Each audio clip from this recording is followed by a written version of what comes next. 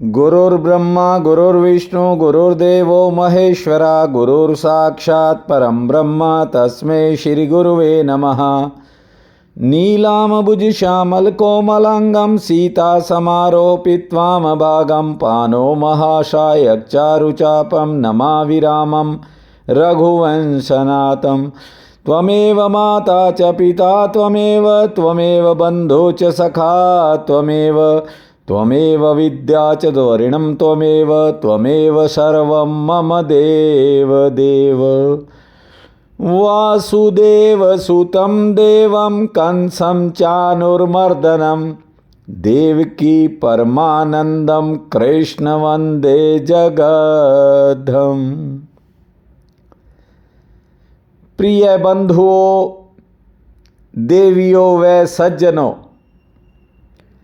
संसारिक दुखों को कभी कोई दूसरा नहीं मिटा सकता, लेकिन व्यक्ति यदि चाहे तो अपने दुख को स्वयं जरूर मिटा सकता है। जानते हो, जब भी कोई मुश्किल का समय होता है, कोई कठिनाई का दौर जीवन में आता है, तो इंसान की कमजोरी ये है, व्यक्ति अपना धैर्य खो देता है और उस मुश्किल से लड़ने के लिए तरह तरह के उपाय खोजता है। कभी खुद के बारे में नहीं सोचता कि कठिनाई आने का, दुख पैदा होने का कहीं वह स्वयं तो कारण नहीं है, लेकिन हम अपनी खुद की तरफ चलने की बजाय दूसरों को दोषी ठहराने की तरफ मुड़ जाते हैं। बहुत से लोग तो किस्मत को यानी भाग्य को दोषी ठहराते हैं और कुछ लोग तो भगवान पर दोष मढ़ देते हैं, क्योंकि भीतर खड़ा अहंकार कभी नहीं मानता कि खुद से भी कोई भूल हो सकती है, कोई गलती हो सकती है। ये अहंकार मानने को राजी नहीं होता। जिसका संताप झेलना पड़ रहा है वो ये है, जीवन में नासमझी। लोग बेकार में ही बोले जा रहे हैं और घर परिवारों में ज्यादा बोलने के कारण ही कलह कलेश बढ़ता है। श्रीमद् भागवत कथा कहती है, चुप बैठने की कला सीखो। वेद शास्त्र की भाषा में इसे मौन व्रत कहते हैं। मौन अर्थात चुप रहना। जितना जरूरत हो उससे कम बोलो, और यहां लोग बेवजह ही बोले जा रहे हैं। यदि मौन रहने की कला आ जाए तो आपके खुद के भीतर से आपको अनुभव प्राप्त होंगे, हजारों अनुभव मिलेंगे और वे निजी अनुभव होंगे। स्वयं के शरीर से ही आप सारे योग शास्त्र जान सकते हो।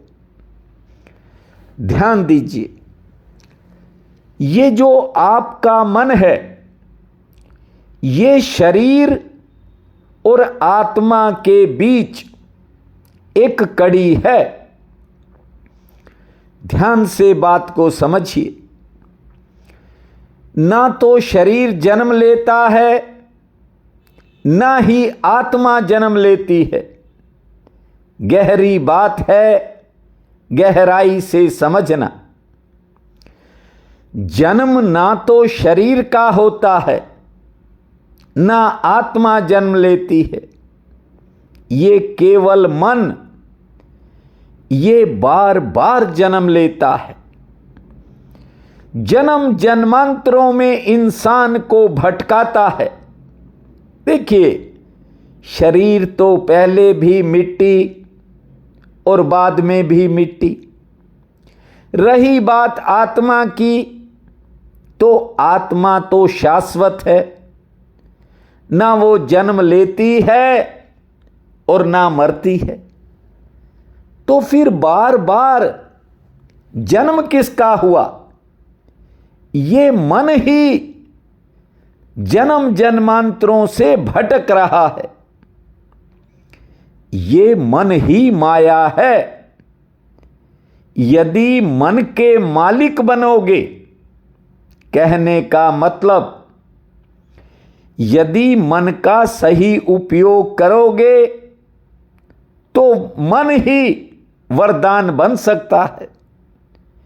ये मन, और यदि ये मन आप पर हावी हो गया तो कठिनाई है, और यदि आप मन के मालिक बन गए तो फिर ठीक से बात को समझ लेना, ये मन जो है आपके लिए वरदान बन सकता है यदि आप इसके मालिक बन गए। और यदि मन आपका मालिक बना तो फिर ये मन ही अभिशाप है। जानते हो, ये मन इतना चालाक है कि व्यक्ति को स्वयं के प्रति अंतिम क्षण तक जागने नहीं देता। एक एक घंटा बीतता है, एक एक दिन बीतता है, और एक एक करके सालों बीत जाते हैं। अंत समय जब आता है, व्यक्ति पछताता है कि मैंने कुछ नहीं किया, कुछ नहीं कर पाया। चाहता तो कुछ भी कर सकता था। मैं कभी इस मन के खेल को समझ ही नहीं पाया। रावण जैसे प्रकांड पंडित इस मन की कुटिल चालों को समझ नहीं पाए। जब मृत्यु काल करीब आया तो उसके हाथ में भी पछतावे के सिवा कुछ नहीं था। अच्छे कामों को सोचता ही रह गया और बुरे काम सोचने से पहले कर दिए। 2 दिन हो गए, आप कथा सुनने से 2 बार वंचित रह गए। क्षमा चाहता हूं। इसका कारण ये इंटरनेट की प्रॉब्लम है। कई बार ये जवाब दे देता है, पता नहीं पीछे से खराबी होती है। मेरा कार्य जो चातुर्मास ज्ञान महायज्ञ चल रहा है, जो मेरे अधीन है, वो सब संतुष्ट विधि के अनुकूल चल रहा है, और कथा की रिकॉर्डिंग करना मेरे हाथ में है, वो भी करवा देता हूं। लेकिन वीडियो अपलोड इसलिए नहीं हो पाता क्योंकि इंटरनेट खराब हो जाता है। सो कल भी आप नहीं सुन पाए, क्षमा प्रार्थी हूं, क्षमा चाहता हूं। देखिए, एक बात और है, हम सब के करने और सोचने से कुछ नहीं होता। होता तो वही है जिसमें ठाकुर जी की मर्जी होती है। कल एक व्यक्ति का फोन आया, कहने लगा मेरी पत्नी का गलती से करवा चौथ का व्रत टूट गया, मुझे तो कुछ नहीं होगा। मैंने कहा ऐसा क्या हो गया? उसने कहा कि मेरी वाइफ दोपहर का खाना बना रही थी, बच्चों को बड़ी भूख लगी थी, जल्दबाजी में एक चम्मच बूंदी के रायते की उसके पेट में चली गई। वह देख रही थी कि नमक डाल दिया या नहीं, और उस पल में वो ये भूल गई कि आज उसका व्रत है।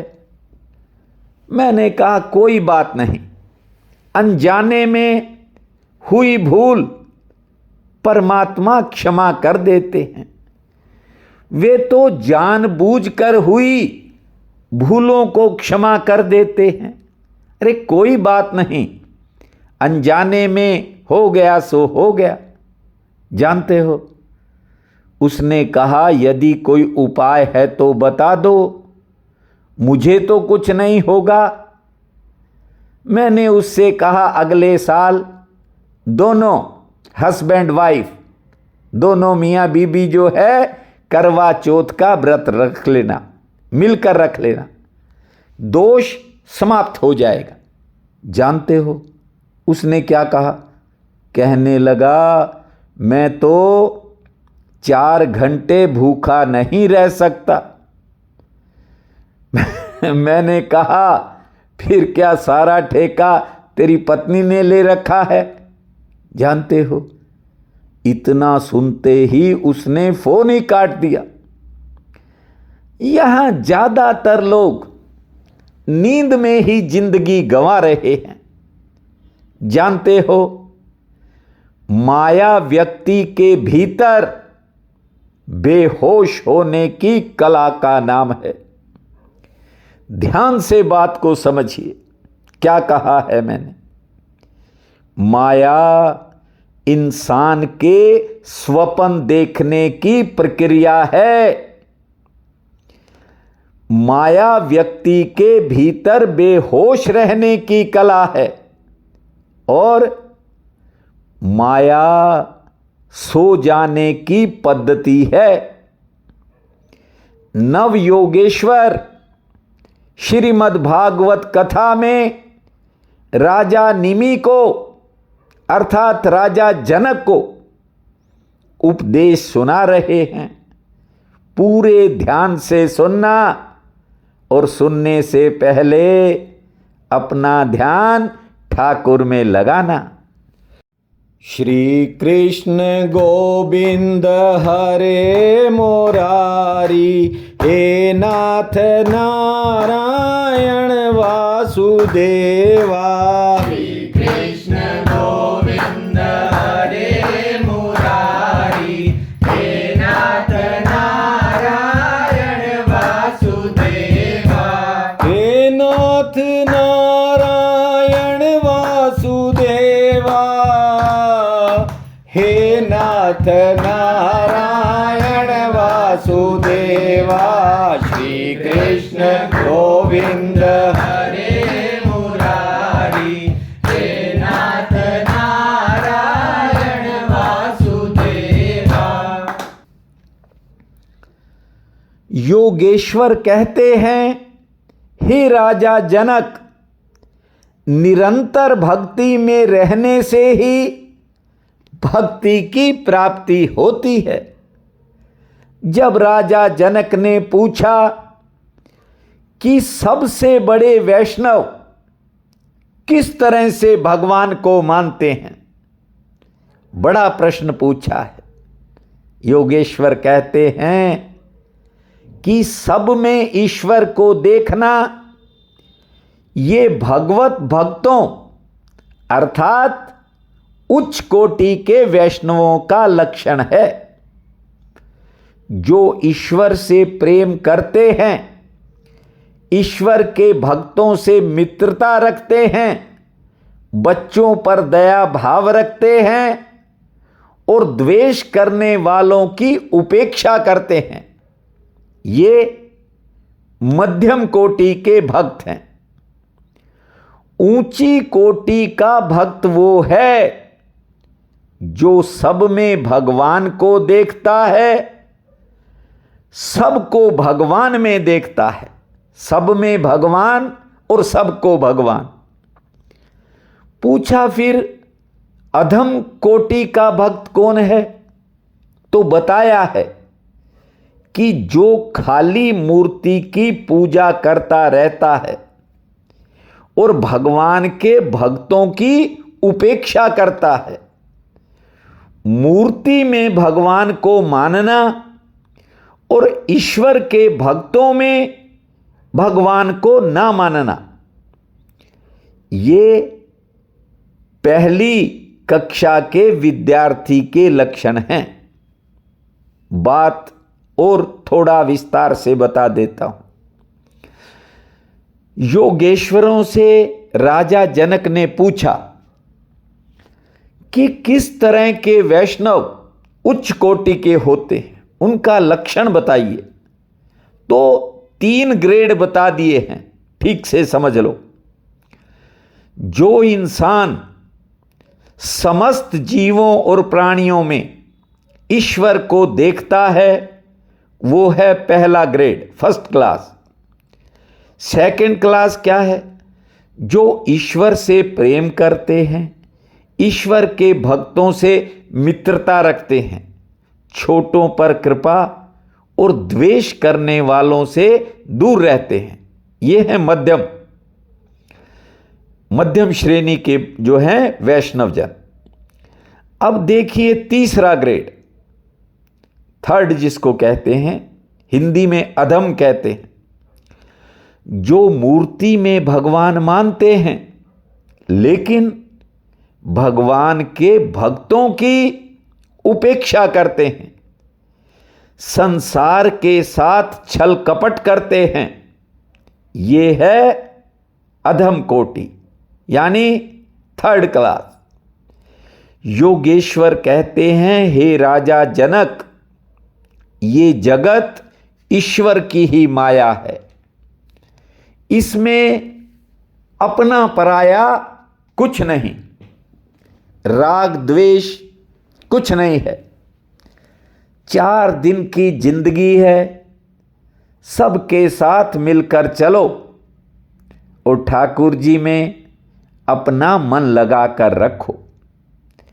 जिसके मन में कर्म फल की इच्छा न हो, किसी प्रकार की वासना ना हो, जो सदा भगवत भजन में ही डूबा रहता है, वही श्रेष्ठ वैष्णव कहलाता है।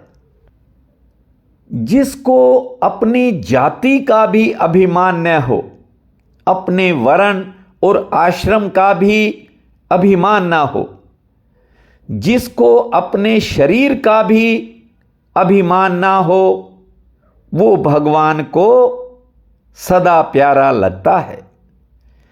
श्रीमद् भागवत में ऊंची कोटि के वैष्णव का एक बहुत अच्छा लक्षण भी बताया है, आप ध्यान से सुनिए। योगेश्वर कहते हैं, ऊंची कोटि का भक्त वो है जिसे यदि स्वयं ब्रह्मा जी आकर कहें कि 3 लोक का राज्य मैं तुझे दे रहा हूं, बस तुझे आधी पलक जितने समय में झपके उतनी देर के लिए भगवान को भूलना होगा। हम तुम्हें 3 लोकों का राज्य दे देंगे। हे राजन, जो ऊंची कोटि का भक्त होगा वो 3 लोक की संपत्ति को भी ठोकर मार देगा। वो आधी पलक के लिए भी ईश्वर को भूलेगा नहीं। हम लोग तो 2-4 हजार के लिए भगवान को भूल जाते हैं, लोग कस्में उठा लेते हैं, लेकिन ऊंची कोटि का भक्त तो वो है जो भगवान को भूलना चाहे और भगवान भी उसके बीच में से, उसके हृदय से निकलना चाहें तो निकल ना पाए, वो ही श्रेष्ठ वैष्णव कहलाता है। ध्यान दीजिए बात की तरफ। भगवान चाहे कि हम निकल जाएं तो निकल ना सके, भक्त चाहे कि हम भगवान को भूल जाएं लेकिन भूल ना सकें, दोनों मजबूर हैं। वो महात्मा जिन्होंने निज धर्म के सूत्र सुनाए, वे एक बड़ा अच्छा उदाहरण देते थे, आपको सुना रहा हूं। वे कहते थे कि लाख ऐसी चीज है, यदि उसमें कोई भी रंग मिल जाए तो ना तो रंग निकल सकता है, और यदि लाख को रंग छोड़ना चाहे तो छोड़ नहीं सकता। देखिए, राजस्थान, हरियाणा, मध्य प्रदेश, इन स्टेटों में लाख के चूड़े और लाख की चूड़ियां पहनी जाती हैं, प्लास्टिक की तरह होता है। मैंने अपने माताश्री के हाथों में लाख के चूड़े चूड़ियां पहने बचपन में देखे। वे महात्मा क्या कहते हैं? वे कहते थे कि लाख को पिघलाकर, मान लो उसमें आपने हरा, लाल, पीला कोई भी रंग डाल दिया, उसके बाद यदि वो लाख कोशिश कर ले कि रंग निकल जाए, नहीं निकलेगा। और रंग भी चाहे कितनी कोशिश करे कि मैं लाख में से निकल जाऊं, नहीं निकलेगा। क्योंकि जब एक बार मिलन हो गया तो फिर दोनों मजबूर हो जाएंगे। ठीक उसी प्रकार भगवान और भक्त की आपस में ऐसी प्रीति हो जाती है कि यदि भक्त भगवान को भूलना चाहे तो भूल नहीं पाता, और भगवान भक्त के हृदय से निकलना चाहें तो वे निकल ही नहीं पाते। प्रेम की रस्सी इतना बांध देती है कि भगवान का भी भक्त के हृदय में से निकलना मुश्किल हो जाता है। जानते हो, एक बार सूरदास जी कुएं में गिर गए थे। अंधे थे सूरदास जी, जा रहे थे वृंदावन और कुएं में अचानक गिर गए। ठाकुर पहुंचे हैं, उन्हें पकड़कर बाहर निकाला था, और कुएं से निकालकर जब मुरली मनोहर ने सूरदास जी से पूछा कि बाबा कहाँ जा रहे हो, तब सूरदास ने कहा कि हम गोविंद देव के दर्शन करने वृंदावन जा रहे हैं। ठाकुर जी ने कहा तो चलो, हम आपको छोड़ाते हैं। चल पड़े हैं दोनों।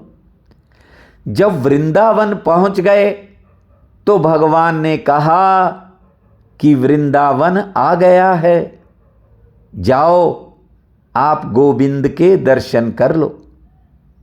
सूरदास जी ने ठाकुर की बात सुनकर कह दिया, उन्होंने कहा कि छोड़ना नहीं ठाकुर, आप तो कहते हो जाओ ठाकुर के दर्शन कर लो, तो मुझे तो मुरली मनोहर के दर्शन उसी समय हो गए थे जब आपने मेरा हाथ पकड़कर मुझे बाहर निकाला था। गोविंद मेरो है गोपाल मेरो है। गोविंद मेरो है, गोपाल मेरो है। अरे बाके बिहारी नंदलाल मेरो है। अरे बाके बिहारी नंदलाल मेरो है। गोविंद मेरो है, गोपाल मेरो है। गोविंद मेरो मेरो है, गोपाल मेरो है।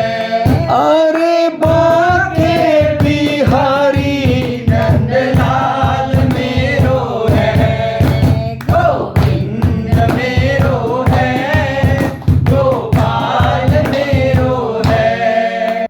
सूरदास जी ने कहा, ठाकुर जी मुझे तो कहते हो वृंदावन आ गया, जाओ ठाकुर के दर्शन कर लो।